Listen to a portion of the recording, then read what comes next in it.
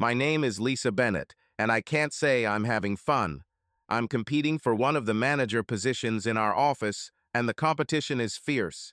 I did my best to stand out from the other employees who have been here as long as I have, but I'm not sure I did enough to give myself an advantage. In fact, I did more than I should have, but getting this position is very important to me. Becoming a manager is the first step to becoming a leader in our company. Becoming part of senior management is one of my goals.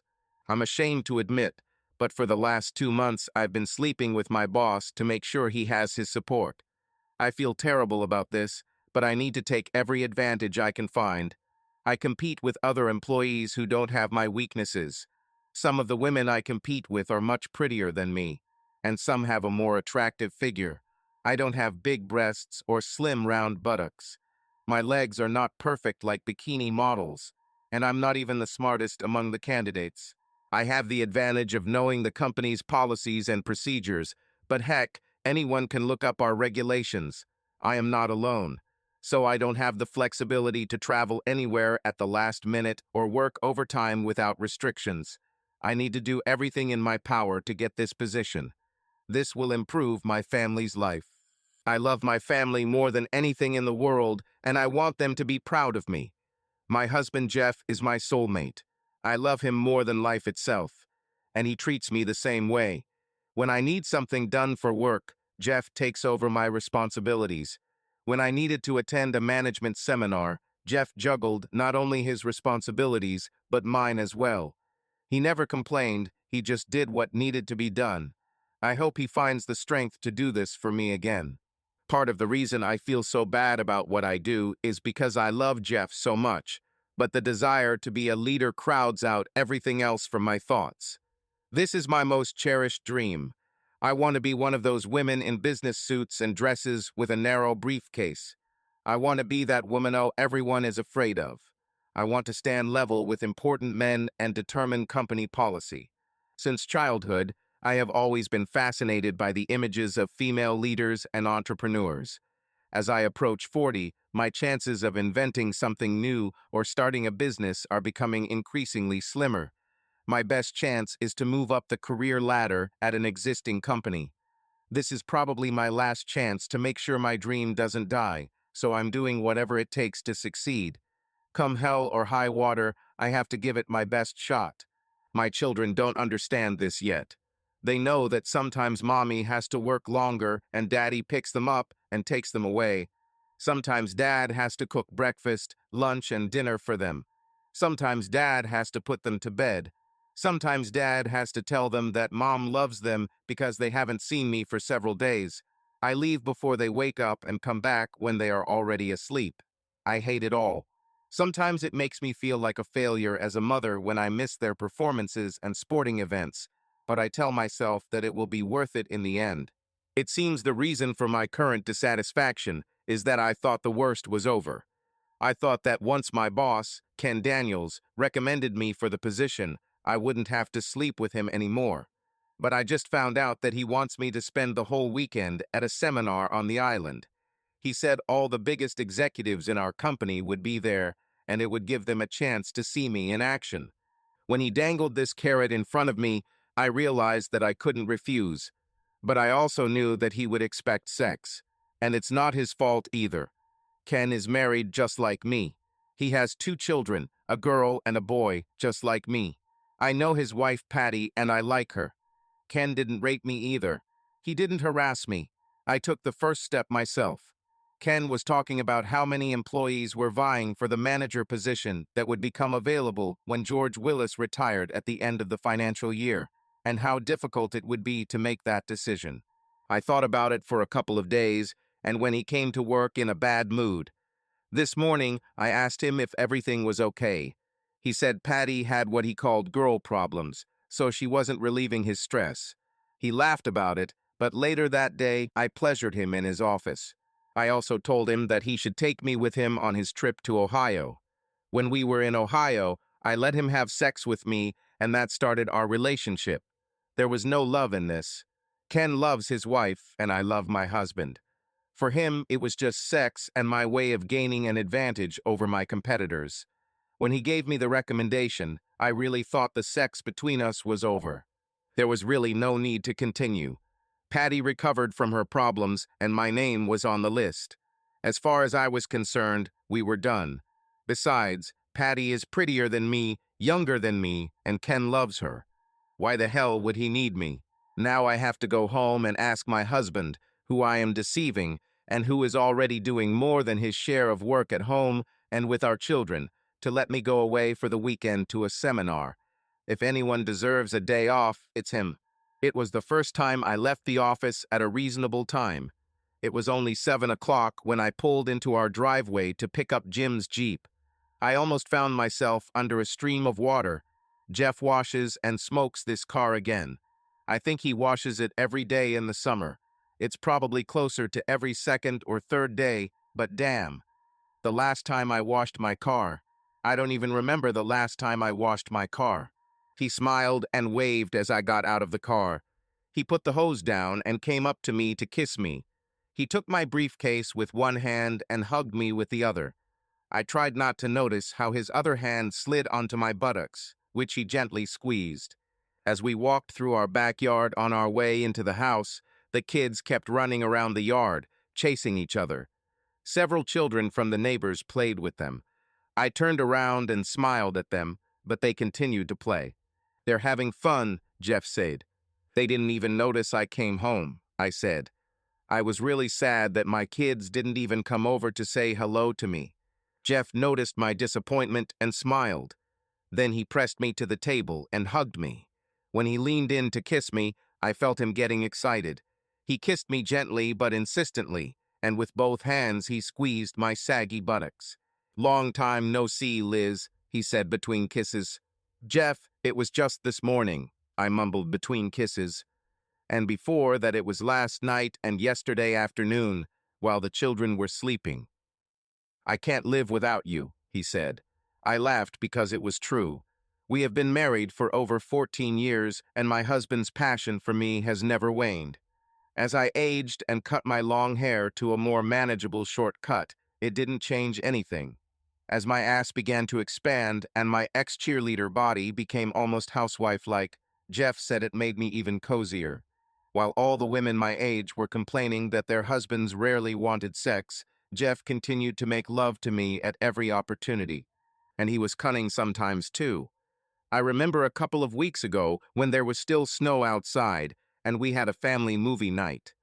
The children were still alert and did not intend to fall asleep soon. I relaxed in my underwear and long robe. Jeff called me down to the basement. His voice was loud, and he seemed upset. When I came down the stairs, he was muttering something about what I had done to the washing machine. He closed the basement door behind us and followed me down the steps. "See," he said, "you need to fix this." "What?" I asked, looking at the car.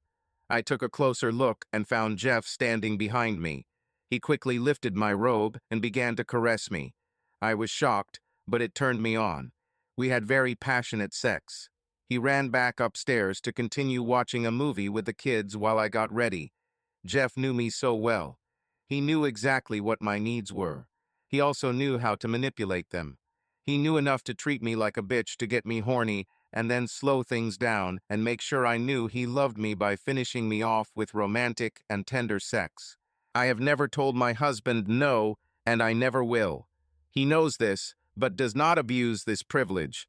We had sex in public places, which fuels my desire for risky things. But he never does it in places where we might be caught by someone who knows us. Lots of strangers have seen us having sex like hell, but no one we know has ever come close. Reality intrudes, and suddenly I'm back in the present, and my body is reacting to Jeff as it always does. I want him very much, but I always want him. The problem is that I'm not clean right now. I turn away from him. "Honey, the kids might see us," I said.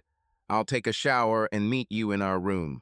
You can bring me a plate of any delicious dinner you fed our children." "What then?" he is asking. "And then I'll give you the latest bad news," I pouted. "What then?" he asks again. "And then, when the children fall asleep." I turn to face him and look into his eyes. I'm amazed at the amount of emotion I read from him. He clearly loves me, but sometimes even I am surprised by how much. After the kids are asleep, "You can do whatever you want with me for as long as you want," I said. "Now you're talking," he says happily. When I get out of the shower, I tell Jeff about the trip, and he just smiles and tells me that he can play with the kids for the weekend and that it's no big deal. When the children fall asleep, my husband turns over on his back and undresses me. He starts with a gentle massage, and then he makes slow romantic love to me, and we fall asleep in each other's arms. The next morning, I wake up and start getting ready for work. I kissed his forehead and made a firm decision that the weekend trip would be the last time I cheated on him. He deserves much better than what he gets from me. 2 days later, Jeff and the kids will take me to the airport. We drive my Volvo rather than his Mustang because he doesn't like putting luggage and other things in its tiny trunk. He also doesn't like kids kicking the backs of his leather seats. The back of my Volvo also looks like a candy store trash can, with all sorts of chewing gum and pieces of candy stuck to the seats. If his back seat looked like this, Jeff would have had a heart attack or at least a vasectomy. I met Jim and several of our colleagues on the plane. We flew to the coast and then took a boat to the island. As we get off the big boat, I notice that the island is called La Isla Tentacion. It's more like Fantasy Island from that old TV show. As soon as we step off the ramp, people rush to grab our bags. As soon as we check into the hotel, we are immediately sent to a bungalow in a more secluded part of the island. The first thing I notice is that Ken and I live in a bungalow that is close to our other colleagues. I immediately tell him that the housing will not work. "Ken, there is no way I will share a room with you," I told him. "All I need is for one of the guys to notice the arrangement and spill the beans. What do you think Jeff would do to you if he found out about this? What would Patsy do to you?" He looked disappointed, but he called the desk and gave me a private room. We were all tired from the flight and boat ride, so after dinner, we all went to our rooms to rest. Less than 10 minutes after I got to my room, there was a knock on my door. Ken slipped inside as soon as I opened the door.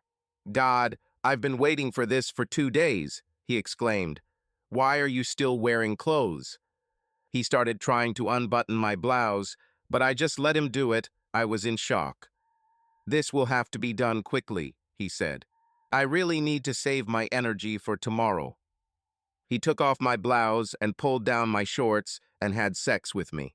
"Thank you, Lisa," he said when he finished. He then headed to his room or to the bar. I have no idea where he went. I was simply shocked. I stayed in the dirty bed and cried quietly. Of course, I understood that it was my own fault. After all, what did I expect? Every encounter Jim and I had was the same. Hasty sex in cheap motel rooms was all we spent together. In fact, what we had cannot be called a romance, because a romance is a relationship. While most involve a lot of sex, they also include dates, dinners, and trips. All Ken and I ever did was just relieve his stress.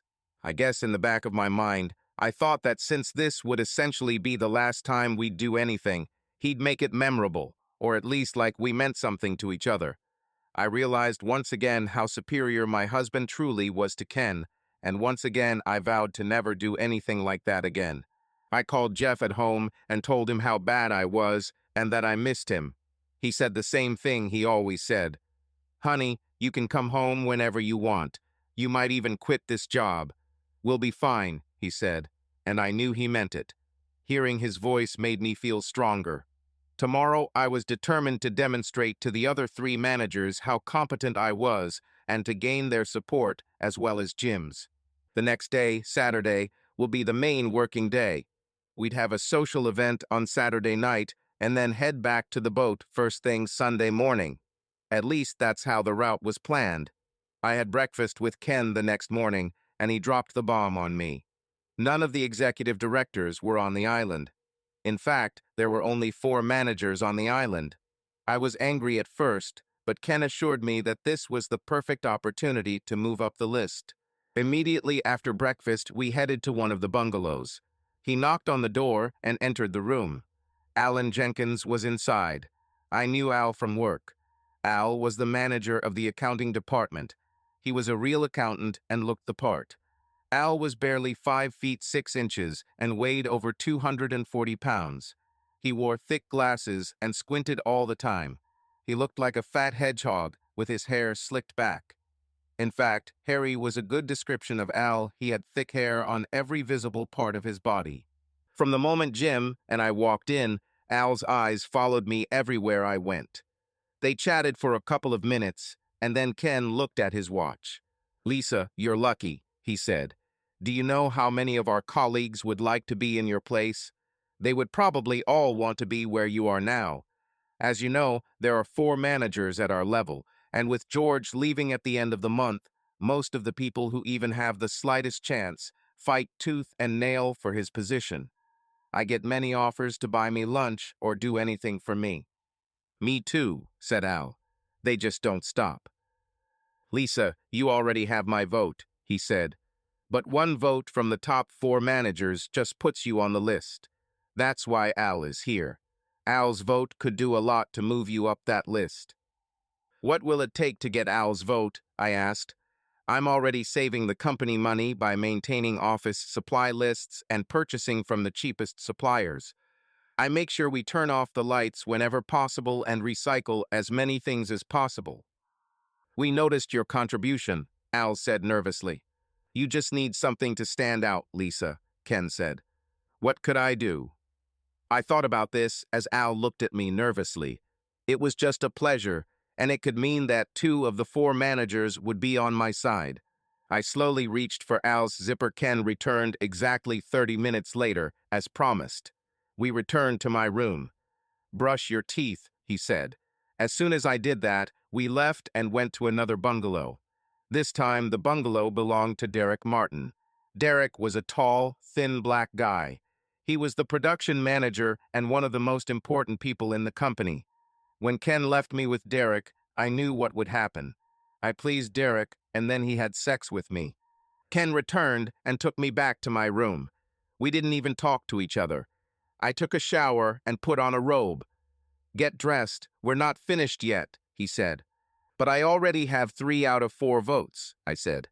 "Lisa, you haven't gotten the most important one yet," he said. "If you really want to take George's place, then George being willing to train you in the last few weeks before he leaves will be a big help." I followed him to George's room. George was 80 years old. Even after taking a Viagra pill and waiting 20 minutes, the best I could do for George was to give him a slight tingle down there. After nearly 90 minutes with George, it was almost time for dinner. I ate dinner alone in my room and felt terrible. I hated Ken, but I hated myself even more. Led Zeppelin had a song called "Stairway to Heaven," and I felt like I was on "Stairway to Hell." My path to damnation was a series of very small steps from a faithful wife to a full-fledged bitch. Like all things, it started with a dream. I had a dream of becoming an important woman. When I saw my chance, my mind was filled with advertising slogans from beer companies and sportswear.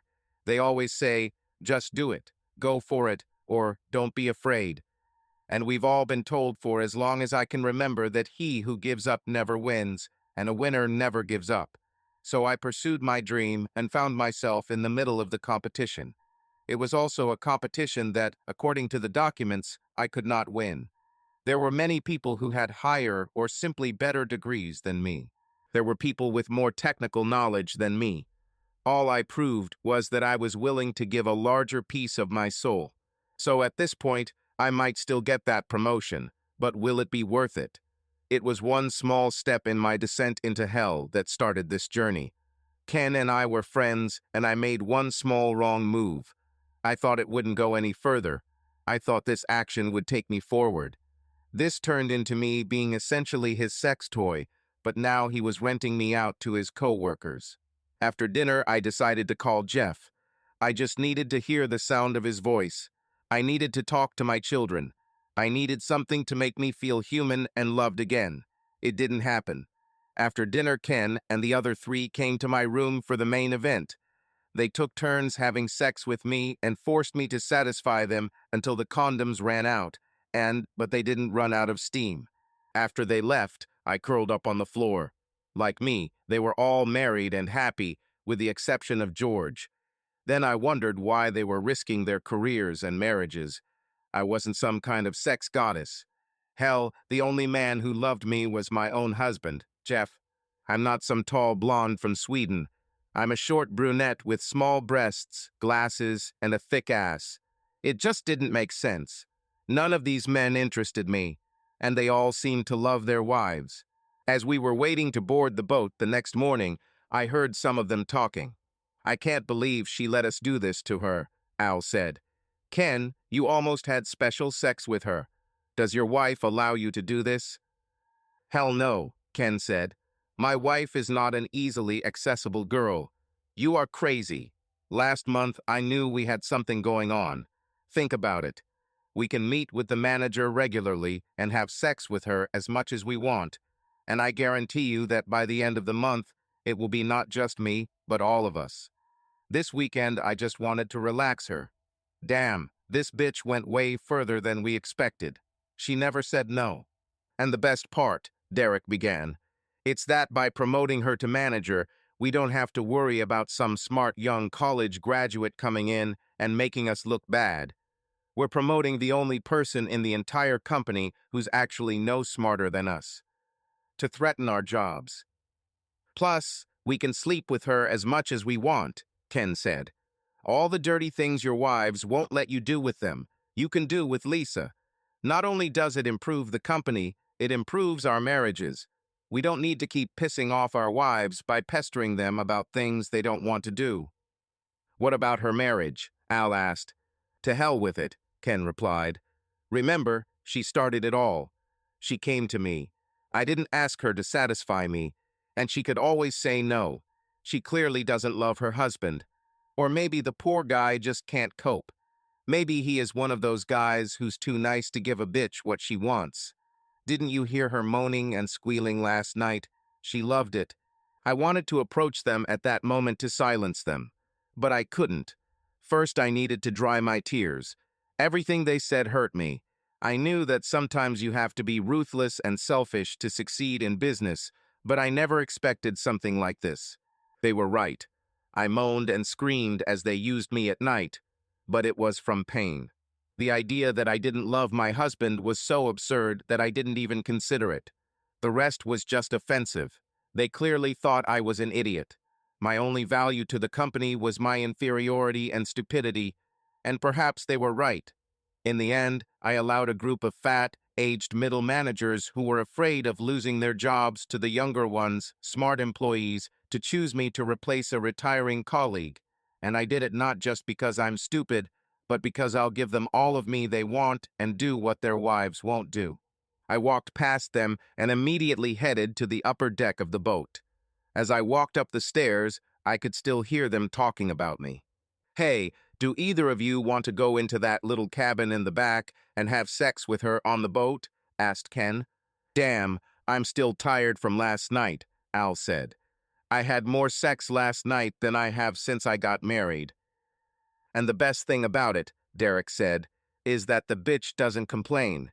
With my wife, every time she gives me, I have to practically kiss her ass for the next few days." "What about the damn holidays?" laughed Ken. "You know when you go and spend a couple thousand on an obnoxious diamond bracelet, and they just give you that bad sex they always give you and act like you should be happy with what you got." It was a long road home. During the home trip, I also learned some things about the island by listening to their conversations. It turned out that the island, La Isla Tentacion, translates as the Island of Temptation. The island was focused on love affairs and secret meetings. Lots of rich people and corporate executives wanting to cheat on their spouses have gone there. That's what the island was set up for. Therefore, there were very few activities available on the island. There was no swimming or snorkeling, no jet ski lessons. Most of the action took place in the rooms. It looked like a huge house of debauchery. When I met Jeff and our kids at the airport, I wanted to hug them until they burst. I thought about making a promise that my husband would be the happiest man on earth. Jeff won't be the same as those poor guys I spent the weekend with. As I thought about it, I realized that Jeff wasn't the same anymore. Jeff should never have begged me for sex. Jeff also got any kind of sex he wanted from me. I often satisfied her, and I really liked it. Sometimes I did it for hours, just because I love him so much. Jeff and I also went through a phase where I would regularly have special sex with him. But Jeff did it with love and consideration of my feelings. Maybe that was the problem. Maybe it wasn't that their wives didn't enjoy sex. Maybe it's because their wives didn't enjoy sex with them. I know I didn't enjoy it. And between sleep, the flight, and the boat ride home, I had almost 18 hours to recover from sex the night before. What I wanted was a nice hot bath in my own bathroom, followed by a session with my personal massage therapist husband, and then for him to make love to me slowly and lovingly, kissing me and making me feel loved.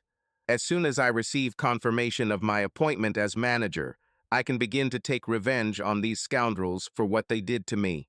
This management position would be my stepping stone into the C-suite, and once I was a step above them, I would fire them all and replace them with the very young men they were so afraid of.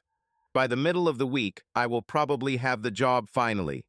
I may have to do 1 or 2 more services for them during this time to make sure none of them back out of the deal. But from the moment I have this job, none of these scoundrels or any other man, except my husband, will ever touch me again. Jeff Bennett. I had just settled into work and sat down at my desk when the phone rang. "Hello," I said absently into the phone. At that moment, I was so busy looking for a table of depreciation calculations on my computer that the call was on the back burner for me. "Mr. Bennett, my name is Claire Higgins, and I need a few minutes of your time to discuss a personal matter," the woman said. The voice on the phone was unfamiliar, and her businesslike tone made me stop searching for the file and sit up straighter in my chair. I mentally went through everything I'd ever done, trying to figure out what it might be about before I responded. "Miss Higgins, I'm not sure I remember you, so you'll have to refresh my memory on any personal matter we have," I said. "Oh, very direct and to the point," she said. "That's how engineers work. Get straight to the point. No small talk, no flirting, no nonsense. I like it. Mr. Bennett, we haven't actually met," she said, which only added to my confusion. "Do you know Patty Daniels?" she asked. "No," I said, although I must admit the name seemed familiar to me. "She's married to Ken Daniels. He works with your wife," she said. "Okay, now I remember," I said. But Patty and I didn't really talk much. We went out to dinner a couple of times with our spouses, but Patty and I didn't interact much. To be honest, I remember her as very beautiful, but if she was standing in front of me, I'm not sure that I could recognize her from the crowd, so "You don't see what you two have in common, do you?" she asked. "Exactly," I said. "Mr. Bennett, you and Miss Daniels do have a lot in common, but I'd rather not discuss the details over the phone," she said. "Would you like to meet us at my office for a lunch meeting?" "I don't think that's possible," I said. "I already left work early on Friday to take my wife to the airport. I need to focus and work today." "So I suggested meeting at lunchtime," she said. "Trust me, Mr. Bennett, you really want to be at this meeting." "Give me your address," I said reluctantly, "and I'll be there at noon." She dictated the address to me, and I wrote it down on a notepad that was lying on my desk. "Mr. Bennett, perhaps you should inform your assistant or colleagues that you may not be back until tomorrow," she said. "I'm sure once you know what it's all about, you won't feel like working for the rest of the day." After a cheerful goodbye, she hung up. 11:45 a.m., I was speeding down the freeway, weaving through slow traffic. The powerful roar of my Mustang's exhaust system let slow-moving cars know I was nearby. I hated driving on the freeway during the lunch rush hour. It always seemed like no one knew where he was going. And damn, older drivers are simply the worst. There's always that 200-year-old man who can barely see above the steering wheel while driving 17 miles an hour in the fast lane and wondering why everyone around him is honking. I arrived at the address I was given with 5 minutes to spare. The building was a beautifully designed office building on a fairly busy street. I walked in and asked the woman at the information desk for the office number they gave me. Following her instructions, I took the elevator to the 5th floor and immediately found the office.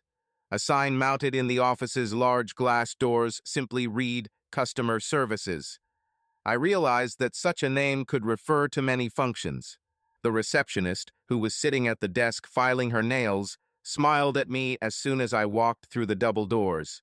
She leaned forward so I could see her huge breasts squeezed into her pale yellow silk blouse. She had very light blonde hair and a tan too deep to be natural. If she had spent enough time in the sun to achieve that tan, she would have been burned to a crisp and her skin would have had the consistency of leather and a lot of melanomas. But instead, her skin was darker than her hair and had the sheen of youth, although the color was what is called orange, a skin color reserved for women who spend too much time in tanning salons and undergo plastic surgery in the hope of winning a rich husband. She smiled at me even wider as I approached the counter and showed me her white teeth. I could barely restrain myself from laughing in her face. When I told her who I was, she stood up to escort me to the office I was going to, and I received another shock. She must have been at least 6'6" in her 5-inch stilettos. She had huge breasts that were obviously artificial, a narrow waist, and no buttocks at all. Thin hips and small legs completed the picture. The woman was completely unsexual. It's funny, but if you take all the supposed attributes that men like, she had all of them, but to the extreme, and it actually made her less attractive. In her case, the whole was clearly less than the sum of the parts.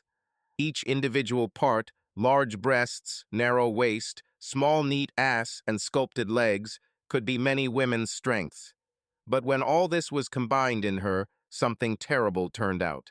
I entered the office and found two women waiting for me. One of them handed the other a napkin. The crying woman was beautiful. I recognized her immediately. "Hi, Patty," I said.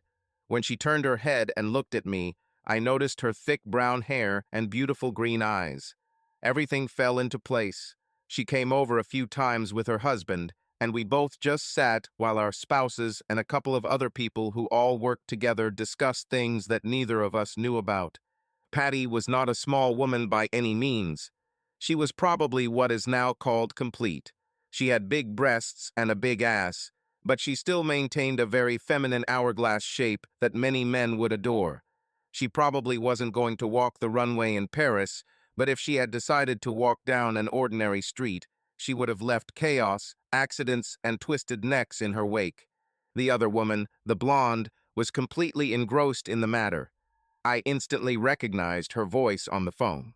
"Just in time, Mr. Bennett," she said. I nodded back to her. "I'll get straight to the point," she said. "I called you here out of politeness. You can leave my office at any time, including right now. I didn't call you here to ask for money or ruin your life. This has absolutely nothing to do with me. Plus, since Patty has already paid for my services, you can actually use the material I provide for free. Of course, I will recommend another service and perhaps even one of our staff, depending on how you decide to proceed, but you are under no obligation to use our services." I nodded, although I was still confused as to why I was here. "How well do you know Patty's husband, Ken?" she asked. "Not very good," I replied. "My wife works with him. He seems like a nice guy. They have 2 children, like Lisa and me. I guess that's all I can say." "So, you would say that you and he are basically the same type of man?" she asked. "Perhaps," I said. "We're about the same age, and we're at about the same stage in our careers and family development." "No, it's not," she said. "You are a family man. You love your children and take care of them. You love your wife and take care of her. Besides, you are not cheating on her. You also don't flirt openly with other women. The first time we brought Ken here, he struggled to get Rachel, our secretary, into bed. We keep it on this table as a test. You didn't even look twice at her, even when she gave you the opportunity to see her charms." I shrugged. However, Ken was caught cheating on Patty more than once. The last time she told him that if he was caught again, their marriage was over. She turned on the TV with the remote control, and an image of an empty office appeared on the screen. There was a timer in the upper left corner of the screen. She fast-forwarded the video until activity appeared on the screen. A man I recognized as Ken walked into the office and sat down at the desk. For a long time he was busy with documents. She also rewound it. The woman entered the office and spoke to him. After a few minutes of conversation, she locked the door and he walked to the front of the table. He leaned back on the table while she pleasured him. Patty started crying again. I was angry as I watched. Not because it was particularly exciting, no. Then she stood up, unlocked the door, and left the room. Even if the camera hadn't caught her face as she left the room, I would have recognized both her body and the dress she was wearing. It was my wife, Lisa. I was shocked. 1,000 questions, thoughts, and feelings fought for dominance in my head. The biggest and loudest, of course, was, why? My eyes narrowed, and I was about to ask a question, but I noticed Claire raised her hand, fast-forwarding to the next thing she wanted to show us. A very similar scene took place in the hotel room. This was taken on a business trip this weekend, Claire said. On screen, Ken and Lisa went to another hotel room. Lisa satisfied another man, this short, plump guy. God, how much of this is there? I asked. That's enough, Claire said. The next video she showed was even worse. It showed Lisa not only satisfying, but having sex with a black guy I had never seen before. Then there was a video of her having sex with a man who was older than her father.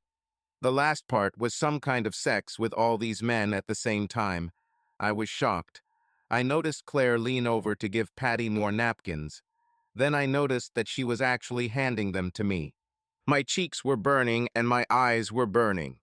Then I realized that Patty was not the only person in the room who was crying. I took some tissues, wiped my face, and then took a couple of deep breaths. Surprisingly, I couldn't think of anything to say. Then I noticed that one of my hands was gripping the edge of the table so tightly that I thought I might break the thick wood resin. The other hand was squeezing Patty's hand. It doesn't get any easier, Patty said quietly. It doesn't matter whether it's the first time or the 5th. It breaks your heart every time. But this time will be the last. I've forgiven him other times, but I can't do it anymore. I kept thinking that maybe it was because of the stress at work, or because my children need a father. The last time I even thought that maybe I pushed him into this because I didn't sleep with him very often. It was because he had deceived me so many times that I simply could not trust him. This time I probably thought that maybe it's because I'm not a skinny girl, so I'm not very sexy. But when I saw the first part of this video, I realized that your wife is not like that either. I'm tired of making excuses for him and blaming myself. I'm just tired of him. I asked Claire to call you because, well, you seem like a really nice guy. Ken jokes about you all the time in some of the tapes I have at home. He says how you take care of your children so that he can have sex with your wife.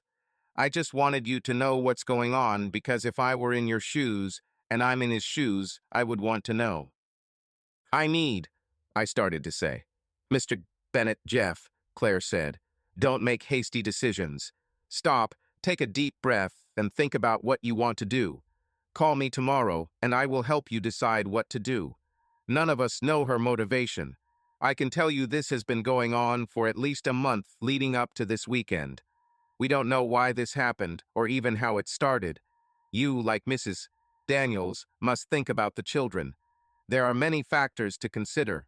I would recommend you not to make hasty decisions. I just found out that the woman I've been married to for almost 20 years turns out to be an easy to get. Corporate bitch apparently, and you think I'm making a hasty decision? I shouted. I want this bitch out of my life, I screamed. I don't want her anywhere near my kids.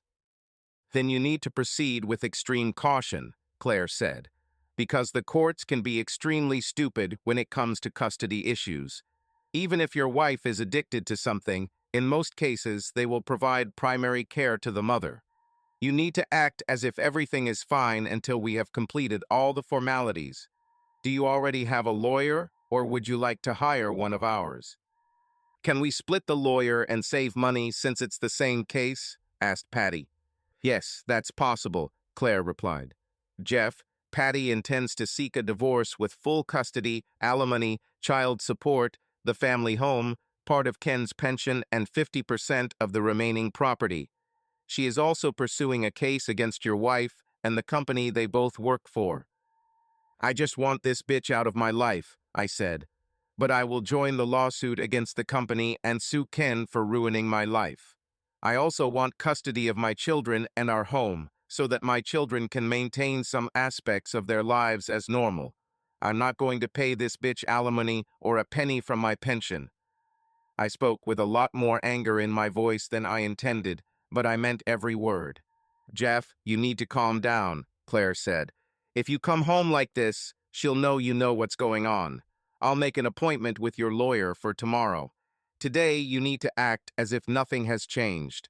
If all goes well, we should be able to have the paperwork ready for filing on Thursday or Friday. I need to go to the doctor and get tested for STDs, I said.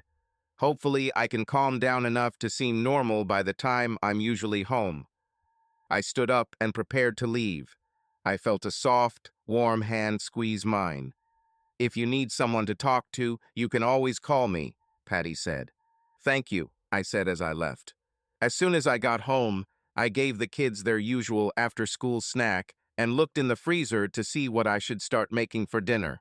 It was easy because I was on autopilot.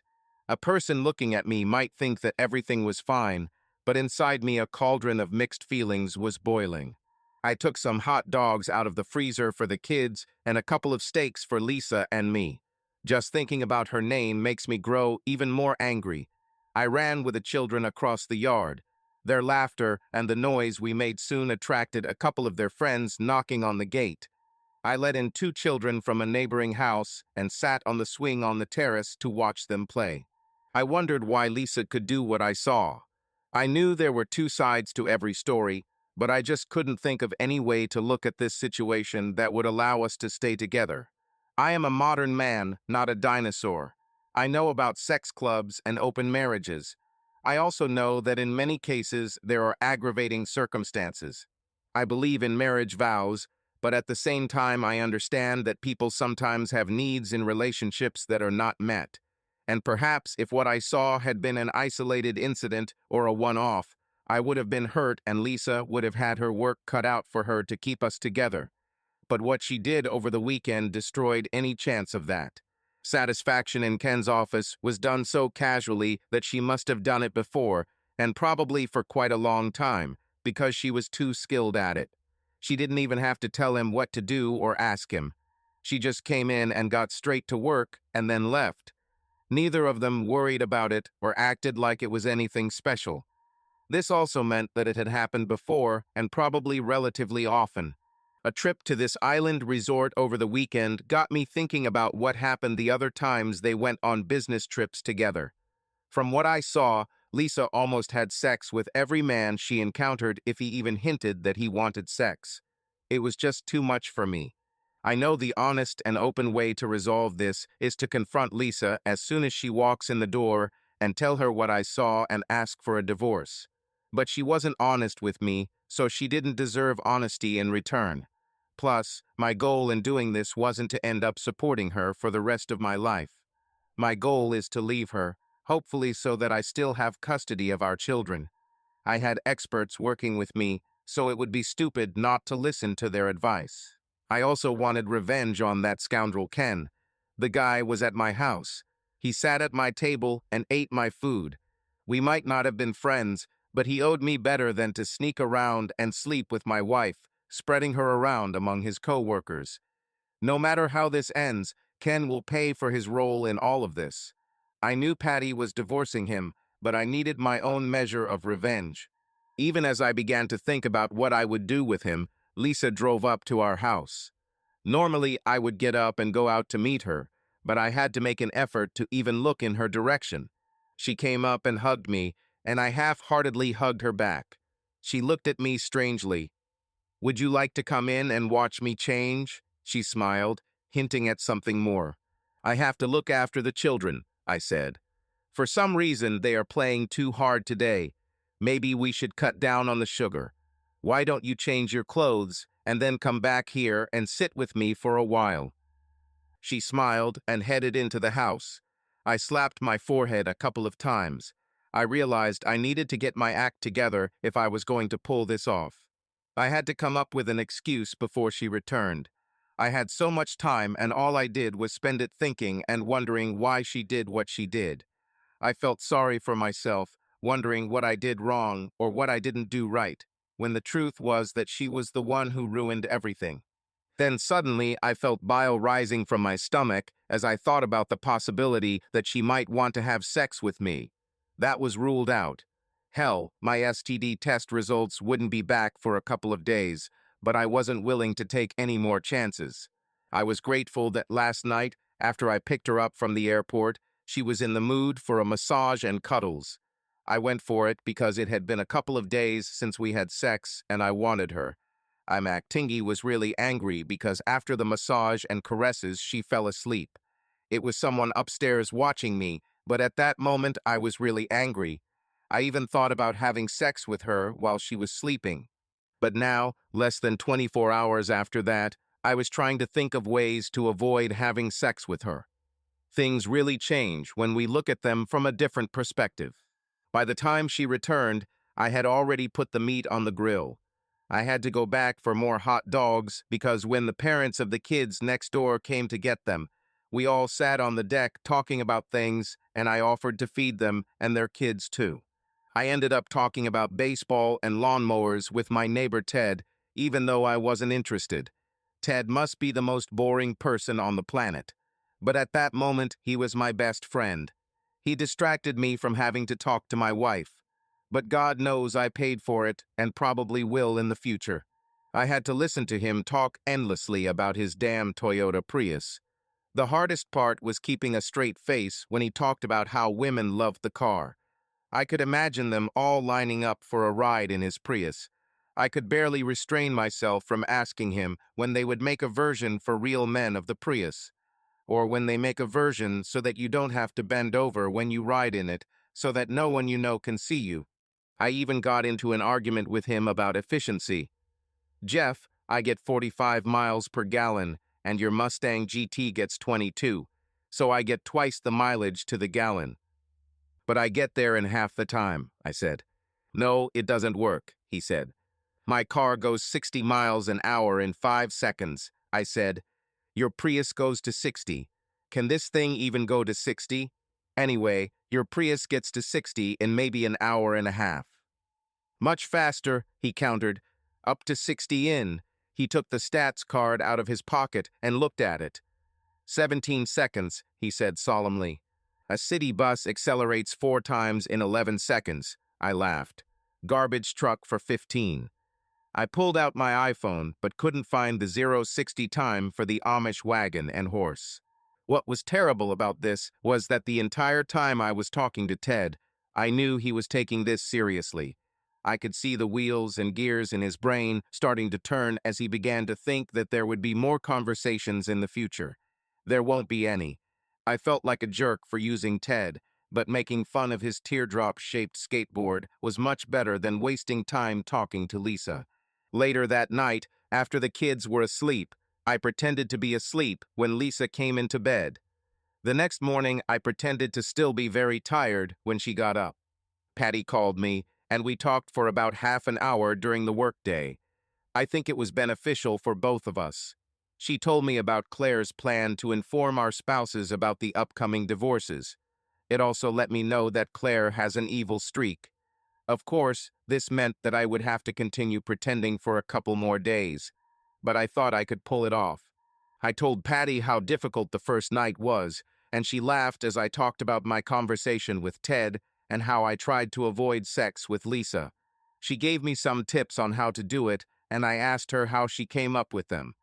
I told her that if I was married to her, they wouldn't work because I would be chasing her every day, and she laughed again. We seemed to get along quite well. I used her advice, and it really helped. Finally, on Thursday, I told Lisa that I had to go on a business trip for the weekend. After a week without sex, she got really angry. I reminded her that last weekend when she was out of town, I had to do everything myself. I also reminded her that my parents would be taking the kids to visit our uncle's farm so she wouldn't have to babysit them, so she calmed down.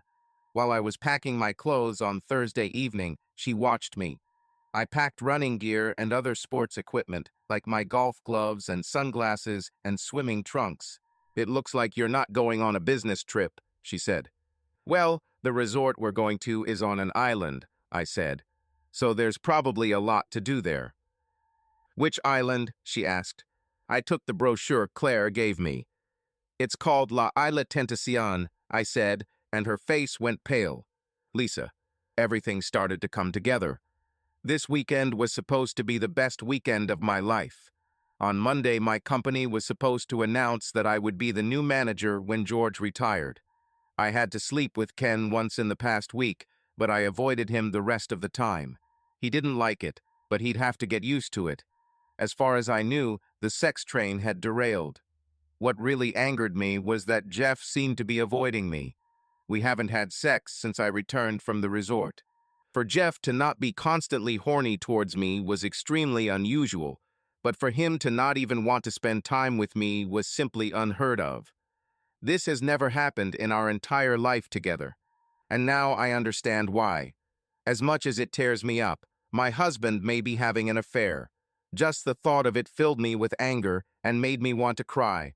But perhaps I was hasty with conclusions.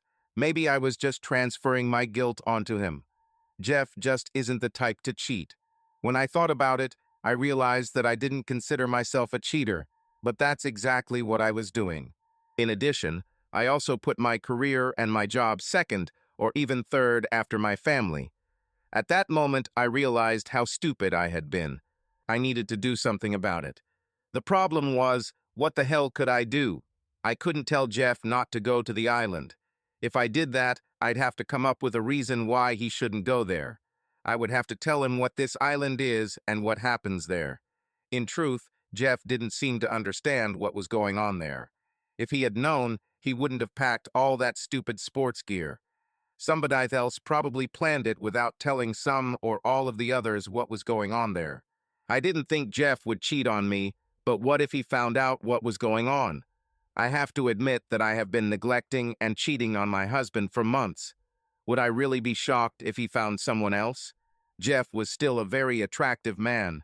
I'm sure some of those divorced or single female engineers wouldn't mind having his shoes under their bed, even if it was just temporary. I was determined to offer him the best sex of our lives that evening. I had to let him know that no bitch could give him what I could give him, and that I would do it better and more. Of course, it didn't work out that way. He got into bed, kissed my forehead like I was some damn pet, and then rolled over and tried to sleep. When I brought up the fact that we hadn't had sex all week, he pretended it hadn't even crossed his mind. "I'll make it up to you when I get back, honey," he said.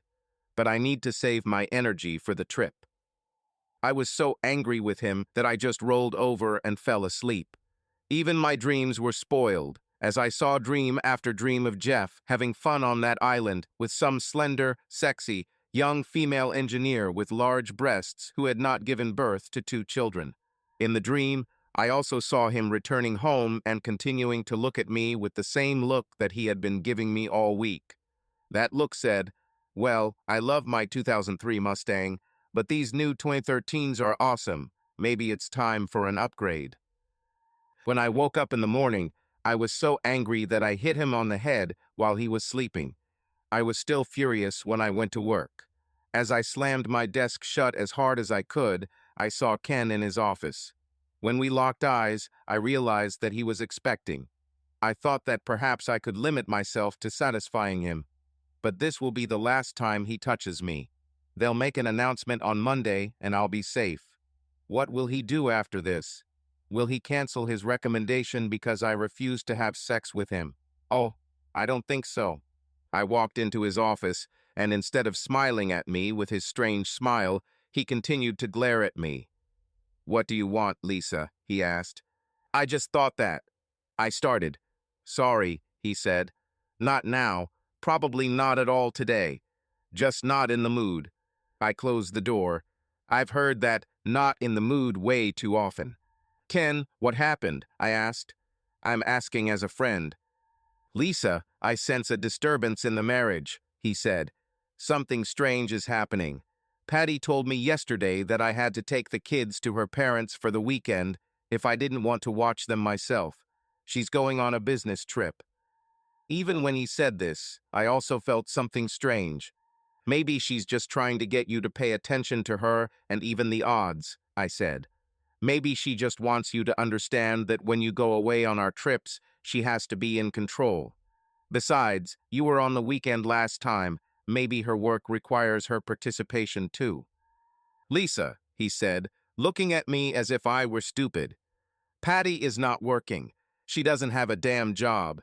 How can she go on a business trip if taking care of me and our children is her job? He was almost on the verge of screaming. And you know what's the worst? He asked. I shook my head, but my spider sense was already kicking in. Guess where she's going? He asked. To Temptation Island? I asked. Absolutely true, he said. His voice shook with emotion. I don't want my wife to go to Temptation Island. There is nothing there except food, sleep, and sex. And I don't think she goes there for food. I just ruined everything. I know this is just the beginning. Damn, I hate tuna. What are you talking about? I asked. Lisa, our marriage is not like yours. On the surface, we are happy. But this is mainly for the sake of the children. I cheated on Lisa several times. The last time she told me that if this happened again, she would divorce me and take every damn penny I made. She said I would live in a refrigerator box under a bridge, eating tuna straight from the can. I hate tuna, he began to sob. I was shocked. I remembered Jeff looking at Patty a lot when we had dinner with Patty and Ken. Patty was younger than me and probably prettier. Even after 2 children, she had the best body. Ken said she didn't like sex. Now I realized that it was probably because Ken was cheating on her and also because he was bad in bed. Oh shit, I exclaimed. I wonder if this is a coincidence. What? He asked. Jeff is leaving this weekend too, I said. And guess where he's going? We both looked at each other as if we had been struck by lightning. She left at 7 a.m., he said. Jeff leaves at 9, I said. If I hurry, I can meet him at the airport and stop him. Go, he said. I grabbed my purse and ran out of the office. I quickly pressed the elevator button and waited for almost 5 damn minutes before one of the interns pointed to a sign that said the elevator was out of service. I quickly rushed up the flight of stairs and went down the first 3 floors, after which I had to stop to catch my breath. But as soon as my heart stopped pounding against my ribs, I walked the remaining 4 floors down. Then I ran out to my waiting Volvo station wagon. For the first time in the 10 years that I owned this car, it refused to start. The car was safe in the parking lot, so I hailed a taxi and headed to the airport. My walk through the airport reminded me of all those Hertz Oj Simpson commercials I saw when I was a kid. Of course, this was before he killed his wife and lost all his contracts and got fat. As I dodged one person after another, I turned sharply and maneuvered among them. On you, OJ, I thought. Just before the departure area, I noticed an elderly man bending down to tie his shoelace. There was no time to stop. They were already closing the door, so I jumped through it like OJ. About, Jay, I thought quietly. No, Jay, the reel shouted loudly B. As soon as I jumped over the old man, he straightened up. My back leg caught his shoulder, and I waved awkwardly in the air. Oh shit, I screamed as the ground approached. I fell on my chin so hard that I lost consciousness. I came to a small, cramped medical room at the airport. The force of the impact caused me to break a couple of teeth as my jaws closed. I also had a huge bruise on my chin and a small cut that required 3 stitches. I stood up and wondered why my skirt was hiked up to my waist. As I stood up, a guard entered the room and looked at me confused. She has come to her senses, he shouted. Sorry for that. We had to search for you. Another man in a suit looked at me strangely. The person you attacked is suing you, he said. I didn't attack anyone, I said. The old idiot stopped right in front of me. It was either try to jump over him or crash into him. He smiled and shook his head. The next thing I knew, I was moved to another room, where I lay on the couch while an older woman with glasses examined me and asked questions. "Let's think about it," she said. "You decide, in the middle of a busy airport, to try to jump over a grown man." She paused and adjusted her glasses. "What was your rationale?" "I was thinking about those old Hertz commercials with OJ," I said. "So you, a white woman in your 40s, out of shape, imagine that you are a young, agile, athletic black man with murderous tendencies," she asked. "No, I was just in a hurry," I said. "I was trying to catch up with my husband, so I introduced myself to OJ. And, so you wanted to kill your husband?" she asked. "Is it because they're allowing knives on board again?" "No, I didn't want to kill anyone," I screamed. "And she is not his mistress. We just worked a lot and probably both felt neglected." "Are you psychic now?" she asked. "No, I'm not a damn psychic," I screamed. "I just didn't want him to get on that damn plane and do the worst thing possible. Biggest mistake of my life." "Subject is easily excitable," she said as she wrote it down. "The subject uses obscene language and—" I got up and left, leaving her to write. As soon as I left the office, they took my name and information. I was given several sheets of paper, and as I looked through them, I noticed that one of them was a subpoena. The old man I tried to jump over actually sued me. He demanded $1 million. The weird part was that he wasn't even hurt. Another piece of paper was a bill for a psychiatric examination. I went to the information desk and learned that the next plane was leaving in 15 minutes. I couldn't believe I had to pay twice what the company paid for our flight here just a week ago. The woman at the desk told me that booking a ticket last minute is always more expensive. I was sleeping on the plane, and the pain in my chin started to get worse when the painkillers wore off. I assumed Jeff's plane left at least an hour before mine. I'll probably also have to wait for the ferry to get to the island. Ferries ran every 2 hours. If I'm lucky, I'll be able to meet Jeff at the pier. If not, he will have a 2-hour afterburner. I doubted that Jeff and Patty would just get off the ferry and start having sex, so I still had a chance to stop everything before anything started, even if I missed the ferry. I missed the ferry. I also had to pay an incredible amount to get on the ferry because I wasn't on the list. The ferry ride was free for registered guests, but since I didn't have a reservation, they felt free to charge me a fare. As soon as we arrived on the island, I looked around. I was hoping that maybe I would see Jeff, but that didn't happen. Just as I was preparing to curse my almost biblical streak of bad luck, I heard a familiar laugh. This really made me feel bad because it had been quite a while since I had heard him laugh. I looked around and saw him. I was shocked. Jeff didn't sit at the table with Patty. It was much worse. My husband was sitting at the table with a tall blonde with Neverness figure. She constantly looked into his eyes and nodded her head. She also reached out to stroke his arm from time to time. A few minutes later, they got up from the table and headed towards the exit. They were not walking towards the main hotel building, but towards the bungalow. It was even worse than it could have been. At least in the main building, people had to be more reserved. Bungalows were meant to do things in a place where everyone was so busy doing their own thing that no one cared what anyone else was doing. I hid behind bushes and trees, following them. The bitch led my husband into some kind of den of depravity. The further we walked, the angrier I became, until finally they entered one of the more secluded bungalows. They had been there less than 5 minutes when something even more unexpected happened.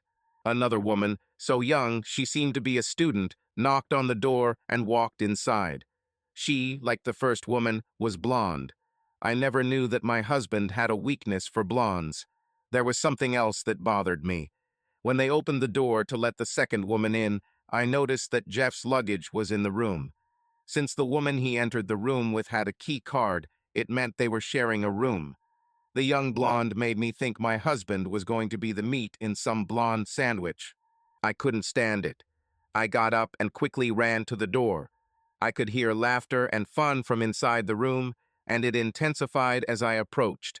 I knocked on the door as hard as I could and tried to turn the knob. She turned easily.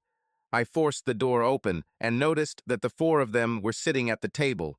There were no beds in the room. It was some kind of private conference room. Jeff and the woman he was having lunch with sat on one side of the table.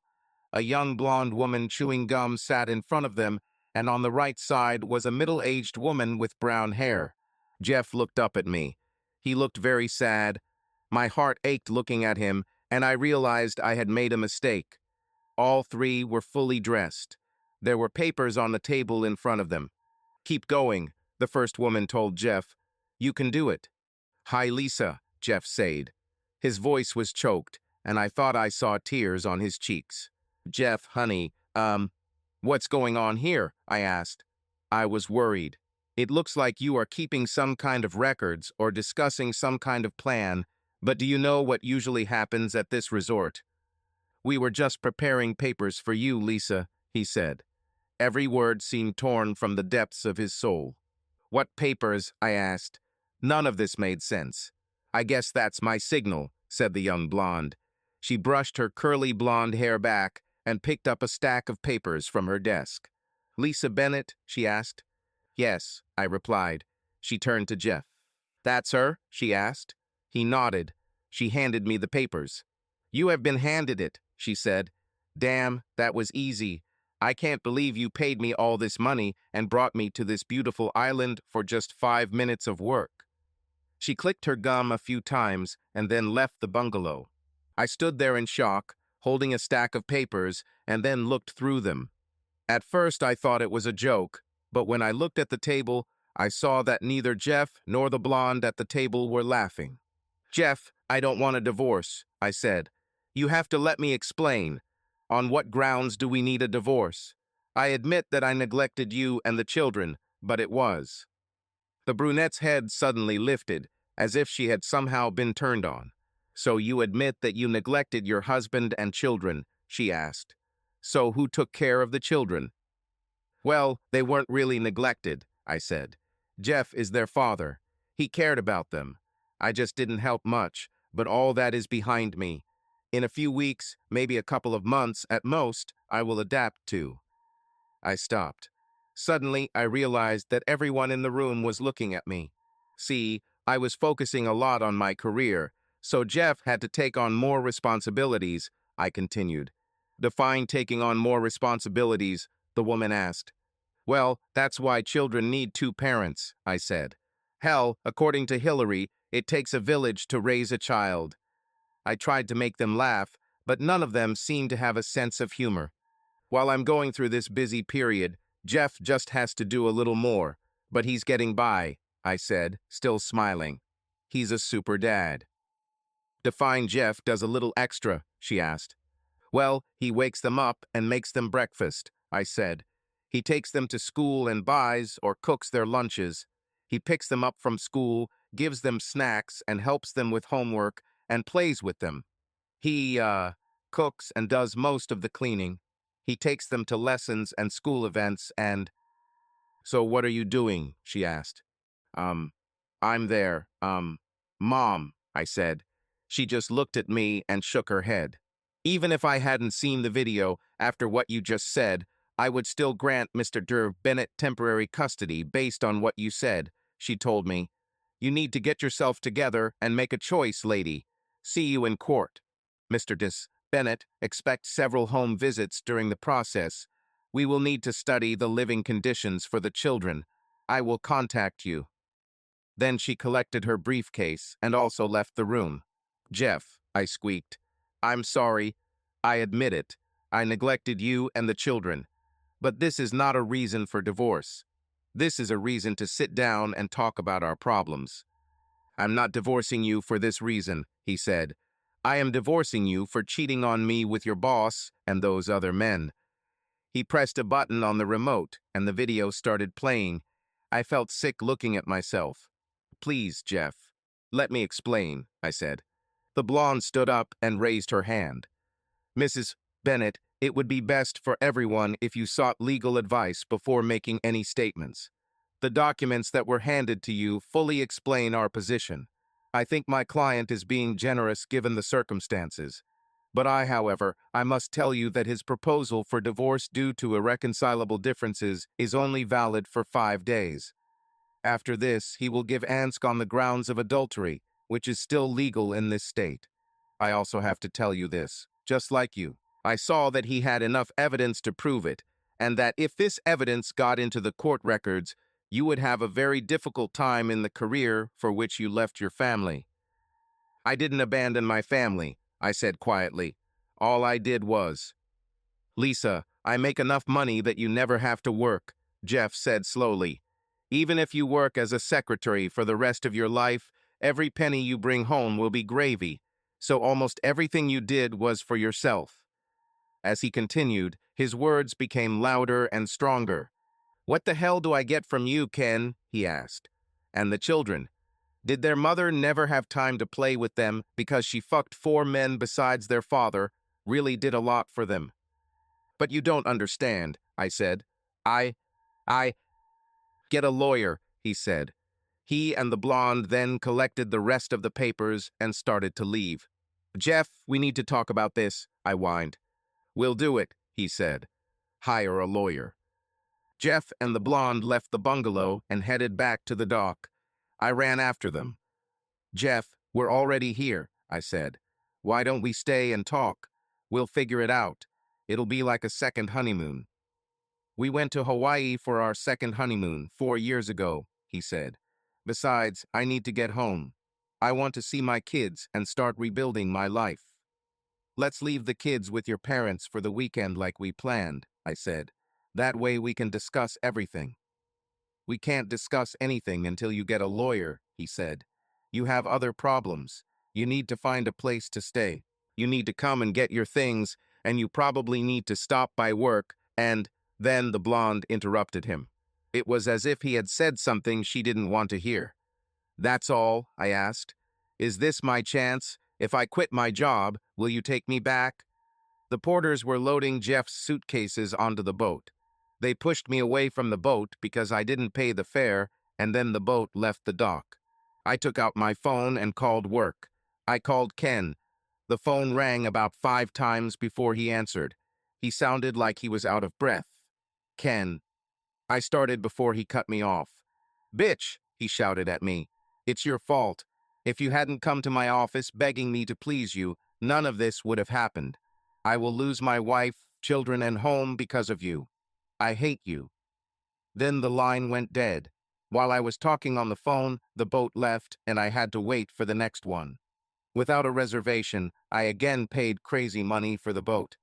I was able to get to the airport again, a few hours before Jeff's flight left. It seemed like I was always trying to catch up with him. I got home just in time to see a truck driving away from my house. The truck said, "Lock Replacement Service." I tried to open the doors and found that I could not get into my own house. I called my parents and went to live with them for a while. I told them that Jeff and I were having problems. I'm not telling them the essence of the problems. I tried calling Jeff over and over again, but he wouldn't pick up. Mom is sure that we will work everything out. You and Jeff love each other, she said. It's good that you can stay at home. Dad looked at me suspiciously. Where are my grandchildren? He asked. They're at Jeff's parents' house for the night or so, I said. They'll be home in time to go to school on Monday and... What have you done? Dad asked directly. Henry, Mom said. We don't know what happened. It's probably just a disagreement. She was kicked out of the house, not him, Dad said. The children who are with him, Martha, draw conclusions. She did something. If he did, he would be calling here, trying to sneak up on her. Instead, since she arrived, she has been calling him again and again. Think about this, Martha. If he had done this, he would have called her, trying to apologize. Mom took me to the kitchen. You can stay here as long as you need, honey, she said. But even my mother looked at me after that. I spent Saturday morning trying to reach Jeff. I think I called him 100 times, but he still didn't pick up. I had the bright idea of trying to use my parents' phone, but my dad turned it off and hid it. Wow, he said. Henry, she's our daughter, Mom said. I love her, Dad said. But I love my grandchildren too. I'm just Switzerland in this matter.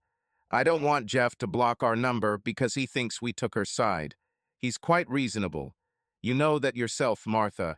I'm willing to bet that if you called him right now and asked if we could visit the kids as soon as they got home, he would say yes. So I don't want him to associate our number with Lisa. Plus, she has that $600 me. Fawn, why shouldn't she use it?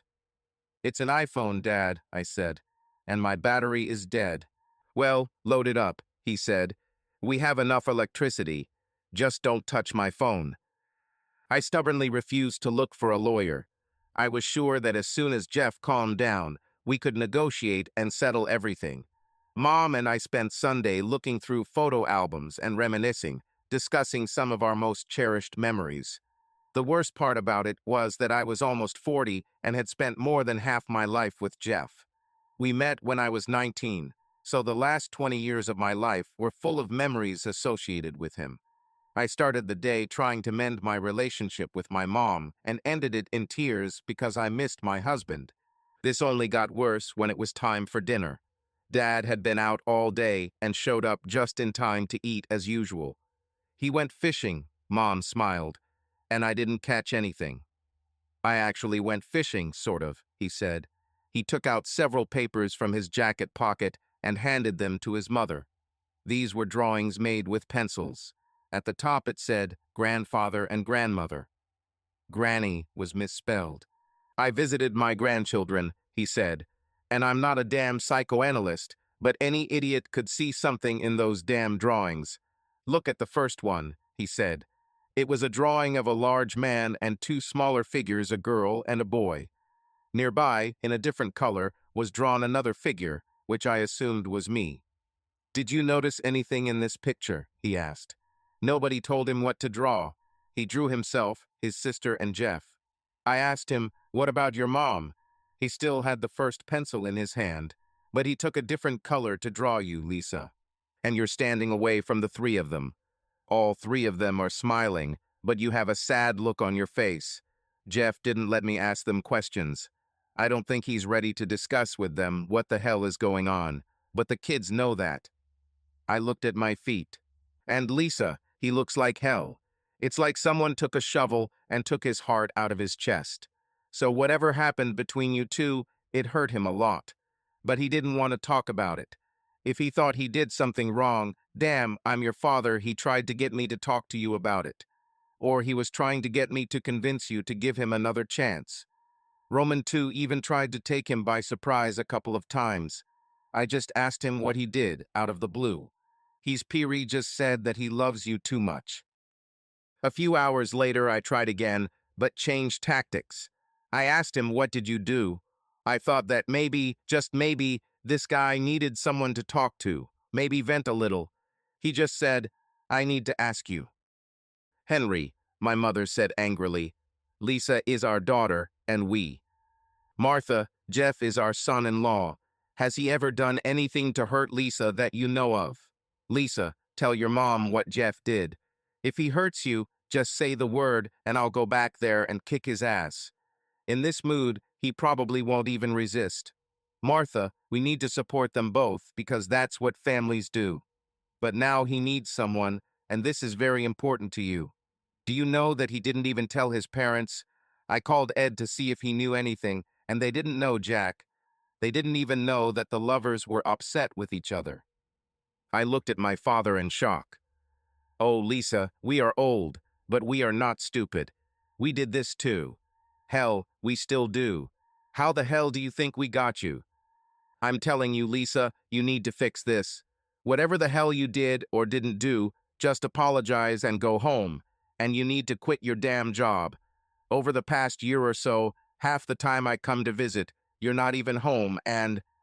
He looked at me. That's the thing, isn't it? He asked. He was tired of trying to be the mother and father of these children rolled into one. He wants you to quit smoking, and you say, no, don't you? Then I just relied on my best strategy. I just started crying, and my mom looked at my dad and took me to my room. My dad just rolled his eyes and sat down in front of the TV. I spent another night in bed with the most terrible dreams coming into my head. I couldn't believe it. The next day was to be my moment of triumph, the day it all happened and Jeff wasn't there to share it with me. Somehow this moment seemed empty. The next day I came to work and tried to use my time card to log in. The watch did not accept her. I tried this 8 times until I realized that since I was now a manager, I no longer needed to swipe. I smiled. I went and sat down at my table for the last time. I noticed that Ken's office was still dark. I decided to log on to my computer and do some work. So it would have been better when they made the announcement. My login credentials were also not accepted. Then I remembered that I would be working with George until I took his place, so I headed to his office. The light was already on, but there was no one inside. As I walked out, a young guy I had seen in the office but had never met came in and threw a ton of paperwork on the desk. "Damn, George has a lot to do," I said. "Like what?" he asked. There was a puzzled expression on his face. "Well, all these documents," I said. He laughed. "George doesn't have to do all that crap," he said. He left. "Did the old bastard retire early?" I gasped. "Who's going to?" "Pensioner," he laughed. "George didn't retire. He was fired. The old bastard left me in the lurch. I'll have to figure this shit out on my own and—" The edges of my vision began to close in around me. This asshole talked like he got my job. There was no way they gave him my job. I didn't even know him. I felt someone tap me on the shoulder. I turned around and saw Eunice Parker, our HR manager. "Lisa, I need you to come with me," she said. "We'll fix everything." When we left the office, I felt better. "Forgive me, Lisa," she said. "It's all my fault. I was planning to go to work early in the morning so I could take care of everything before you arrived. But my husband Alex beat the crap out of me last night. I have to hide this Cialis to get a break.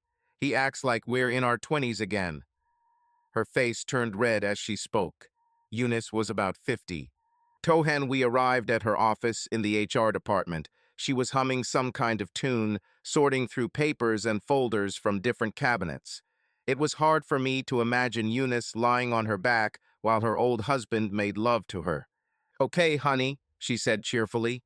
"Here's your full file and work history. Walk through the doors and up to the boardroom. They're already waiting for you." I knocked and entered the meeting room.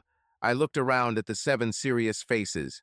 Even the only woman on the council looked gloomy. That's why they needed me. They needed someone with energy. They needed someone who could inject youth and vitality into the council. All 7 together were probably about 600 years old. I smiled at them, ready for initiation. I was ready for power. "Bitch," said the one sitting in the center chair. I was amazed. "Is this how you talk to all new managers?" I asked. "Is this some kind of initiation ritual?" They looked at each other, then back at me. "Talking about management," the woman began. Her voice was as poisonous as the man's. "Do you think you can get your head out of your ass long enough for us to discuss this?" She was mean, I thought.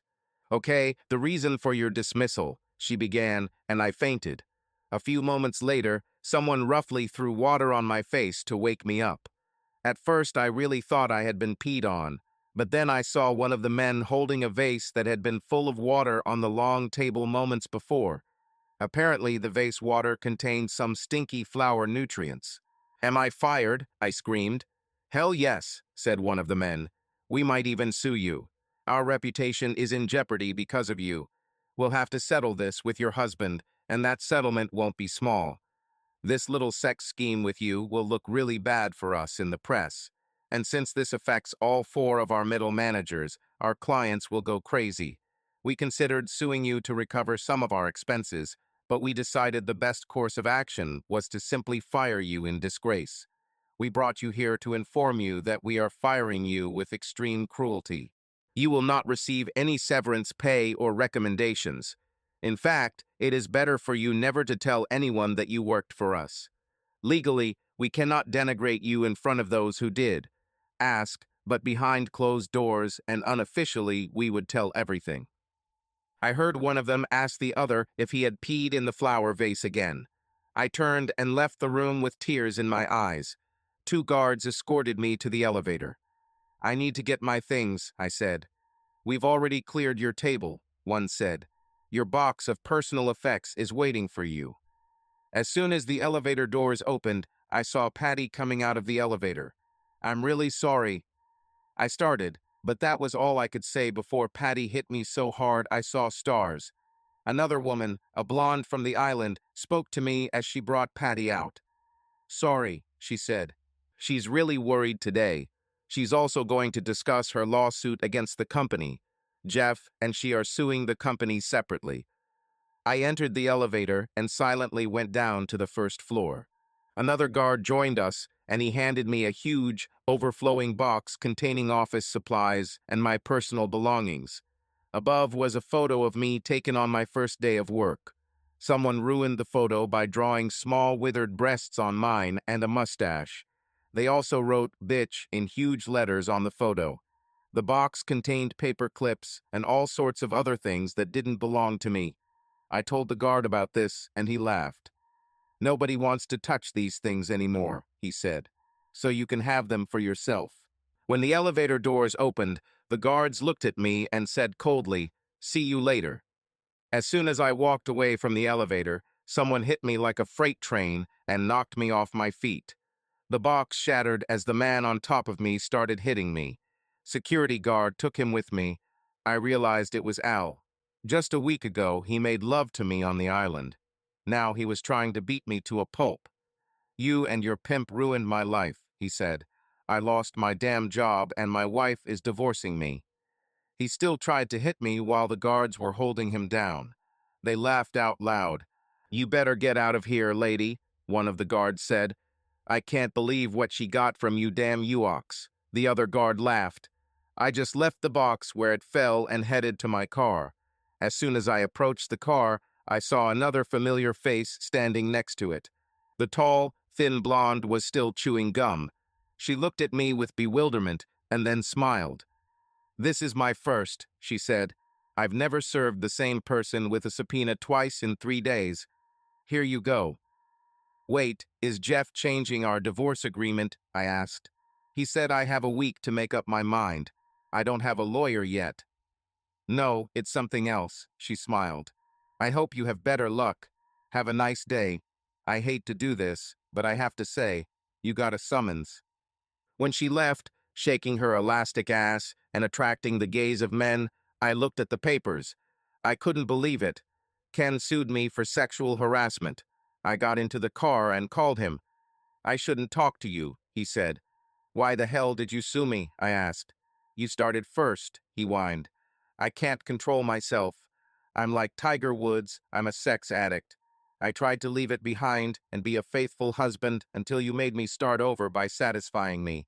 You're a threat." Then he hung up. I called Jeff's office and learned that he had taken a week off to attend to personal matters. I pulled into the house just in time to see him pull into the driveway in his Mustang. I ran after him and tried to go inside. He closed the door. That's all. I broke down and started knocking on the door. A few minutes later, Polly arrived. Jeff ended up getting a restraining order against me. My parents had to buy me out of prison. Over the next few weeks, I tried to see Jeff, but could only talk to him through our lawyers. I fought my divorce tooth and nail. I also watched the house every day. Jeff let me see the kids whenever I wanted, but it wasn't the same. Jeff met and had dinner with Patty several times, but nothing happened between them. This became clear when Patty's divorce was settled and their lawsuits against my company were also settled. Patty sold the house she shared with Ken and moved to another state. Last I heard, Ken left too. I heard that someone beat up Ken before he left.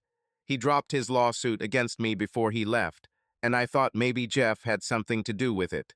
All the former managers were fired and most of them were getting divorced, with the exception of George, who was already a widower. George's heart condition worsened due to all the stress, and he ended up in the hospital. A month into my struggle with divorce, I received good news. I was pregnant. Knowing Jeff as a super dad, I knew he could never give up his child. My lawyer contacted Jeff, and he agreed to support me through the pregnancy. This gave me a little over 7 months to try to work things out while the divorce was on hold. Jeff brought the kids to see me a couple times a week. He talked to Mom and Dad, but never to me. Finally, I caught him off guard. "Jeff, I know you hate me, but we need to talk. I don't want our kids to be separated," I said. "I don't want to either," he said. "So I will seek custody of this child as well." I was shocked, but I was even more shocked by his next statement. "If it's mine," he said. I just cried and ran away from him. As the weeks passed, the pregnancy became problematic. I ended up in the hospital. Doctors examined the child's genetic abnormalities. They weren't, but unfortunately Jeff wasn't the father either. Jeff was able to contact Patty and get scraping samples from her children. Since no one could find Ken, it was good that he was eliminated. Al was also excluded, and since the child did not have African American genes, only one person was left to test. George died the day after he was confirmed to be the baby's father.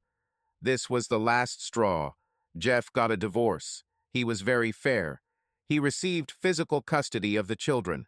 He got the house until the kids were grown, at which point we had to sell it and split the proceeds. We split everything else in half. We each kept our pension funds, which seemed unfair to me because my pension fund had almost nothing in it while he was fully formed and growing. Jeff continued to come see me until the baby was born. This time, he didn't go into the delivery room or do any of the things he did for our babies, but I couldn't blame him for that. I gave the child up for adoption. I wanted him to have a good home with people who would love him. I didn't want him to grow up with a mother who saw him every day as a reflection of her biggest mistake. I couldn't find a job. 6 months after I was born, I was working as a waitress. Then my mom's friend called. She wanted to offer me a job as a housekeeper for one of her clients. The only problem was the salary. It was only a few $100s a week, but it was a live-in job, so I could save most of it. I didn't like being a waitress, so I said I'd go for an interview. I thought that while I was at this job, I could look for another one. Who knows, sooner or later my luck was bound to change. When she drove me to the house for the interview, my heart was pounding in my chest. I knew this area like the back of my hand. I even knew this house. When the door was open, Jeff shook my hand and led me into his kitchen. We talked and agreed on terms that were beneficial for both him and me. This gave Jeff the opportunity to go to work and not have to worry about the house or children, and I the opportunity to see my children grow up. I hinted from the beginning that if he was willing to communicate with help, I wouldn't mind offering him additional benefits. Well, one night, about a month after I returned, I went into his room wearing only a robe. I pretended it was just a mistake due to my habit of sleeping there for so many years. He smiled, and looking at my naked body, I felt that he wanted me. I went to bed with him, and he took me. I pulled his face towards me and tried to kiss him. "I love you, Jeff," I said feverishly, overcome with passion and love. He stopped and went out. "I'm so sorry, Lisa," he said. "This should never have happened." And this never happened again. It took me days to get over it, and I knew that it was not his fault. It was mine. I went to his room naked. He hadn't had sex since we were last together, and he was weak. He also tried his best to forget me, and what I did only confused him more. Eventually, we developed a comfortable friendship. Soon, Jeff began dating. The first woman he dated was strict with me. I hated her at first sight. Fortunately, it didn't last long. The next one lasted longer. We really became friends. I think it was because of me that she broke off the relationship. Our situation was too strange for her. I think Diana was probably the third or fourth woman Jeff dated, and from the first day she walked into the house, I knew it was her. She was very beautiful and very well built. She had the same energy as Jeff. I could just see them running around together and doing all these things that I could never do. And she literally lit up every time he entered the room. I knew it was only a matter of time before I became the odd one out. I talked to my parents about returning home. I decided it was better to leave before I was asked to do so. I also didn't want to embarrass my kids any more than necessary. She came one day while Jeff was at work. "We need to talk," she said. "Don't worry," I replied. "I'll probably move out next weekend." "That's what I wanted to talk about," she said. "Why would you leave? I love your children, but I'm not their mother. I'm also not a housewife. I can barely boil water. Jeff loves me, and he will never cheat on me. But he loves you too. I know about your past, and I know you love him too. You hurt him a lot, Lisa, but he still wants you around." "But," I started. "I grew up in a part of the country with a history of polygamy," she said. "That's not what we're going to do, but I think there's enough love here for everyone." And it worked for us. The three of us lived together for several years. No, we never had a threesome. Diana and I didn't even consider this possibility, but she and Jeff made me feel like part of the family. 5 years later, I met a man. He was older, and it wasn't Jeff, but that ship had sailed. Jeff and Diana were at our wedding, and I visit them and my children often. I will always love Jeff, and I will love him even more for my second chance. Although he never said these words out loud, his actions spoke loudly of his ability to forgive. A much lesser person could have spent the rest of his life trying to hurt me or keep me away from my children. An average-sized man could keep me around to make love to me and humiliate me for what I did. It took a really special person with a very big heart to resist the temptation to try and hurt me with the pain of his broken heart and give me a chance to salvage at least the friendship. Diana and I are very good friends. We are really not that different, and each of us needs the example that the other provides. I need my kids and my Jeff to be loved and well cared for since I can't be there. She, like me, is very ambitious when it comes to work, but she uses me as an example to know that there are things in life that you cannot sacrifice. Your marriage and your family are among them. I still find it hard to believe that I threw away the man I love and my family to get ahead in a stupid job I no longer have. Every time Diana sees me looking longingly at Jeff, she realizes exactly what she has to lose if she does something stupid. She hugs him a little tighter each time. End. Subscribe to our channel so that your second chaff doesn't cheat on you, and go ahead and listen to the next story, because this story is nothing compared to the next one. If you're under 18, don't even think about listening to the next one.